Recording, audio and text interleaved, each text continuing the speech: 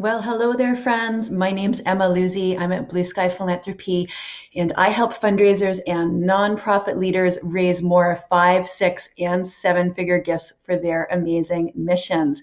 And I am here today to talk about the single most powerful tool that you can use to connect with your donors. So this short video was actually inspired by a really interesting study shared by one of my fundraising inspirations, one of my fundraising mentors, Karen Osborne. So a hat tip to you, Karen, for sharing this really cool study that I am going to talk about today.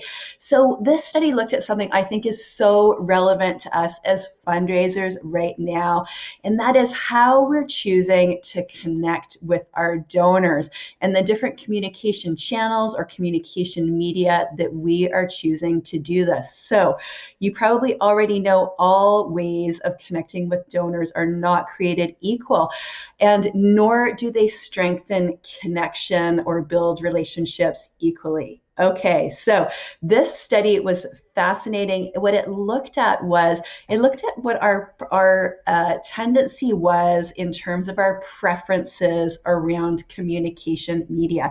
And what the thesis of this study was essentially is that we would actually be making choices about the kind of media we were using to connect with others, including our donors, even though the study wasn't particularly about donors. We would be making those choices based in part on the expected costs and benefits of those channels, is how they put it in this study. Specifically, what they were looking at is how awkward or uncomfortable participants anticipated a different channel of connection would be, both to themselves and to their communication partner. So here's what they did. They actually had folks, they tested this hypothesis. They had folks in a laboratory have to chat with strangers, basically, and they did that over video, voice, or text-based media. And so I was really curious, what did they find out from this study? Essentially, all of the interactions that included voice, so that would be phone, video chat, and voice chat, tended to create greater social bonds without any increase in awkwardness as compared with those interactions that were text-based, whether that was email or text chat.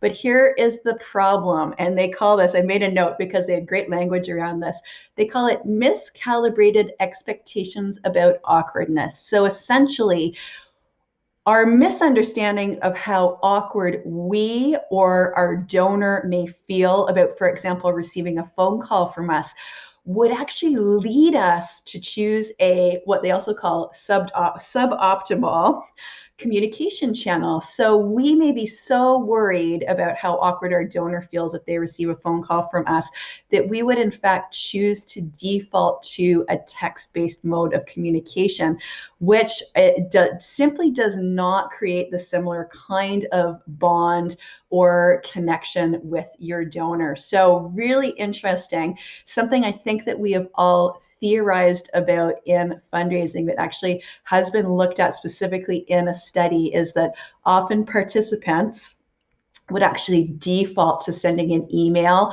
because of their comfort level over actually using more effective channels for connection that were proven to build greater social bonds, including phone, video chat, and voice chat, because the voice is the powerful tool I am talking about to connect with our donors. If you are not using phone and video chat and voice messaging to connect with your donors more often, you are missing out on a wonderful opportunity. If you are making assumptions about how awkward a donor is going to feel, about how awkward you are going to feel in actually making that connection using your voice, I think, again, this study really proved that that was actually pretty much like a misunderstanding, because what they did find is using voice and video created stronger social bonds with no increase in awkwardness, even though participants anticipated an increase in awkwardness. Hopefully that makes sense. I love this study. I love looking at science. I love actually seeing some of this play out in terms of an actual study that is published and peer-reviewed, because I believe this is so relevant for us to fundraisers. I see this happening every day. It's happened to me too. The way in which we sometimes default to using communication channels that are more in our comfort zone because of what we're anticipating from the donor. We're anticipating we don't want to interrupt them. We don't want, to interrupt dinner. We don't want there to be awkwardness. But study after study, this is not the only one, but research just simply proves, while there is absolutely a place for text-based communication, it is no substitute for using the voice for in-person interaction when that's possible, voice interaction, video interaction. There's simply no substitute for humans when it comes to building social connection and building social bond. You cannot substitute email or text-based communication for that. So here's an application for you. What can you do with this interesting information? If you want to have a look at the study, I'm going to go ahead and drop that link for you if you're curious and want to have a look at what they did in this and have a look at the recap. I'll go ahead and do that. But what I want to suggest to you is that you really keep this in mind when you're making your own decision about how to connect with and build relationships with your donors.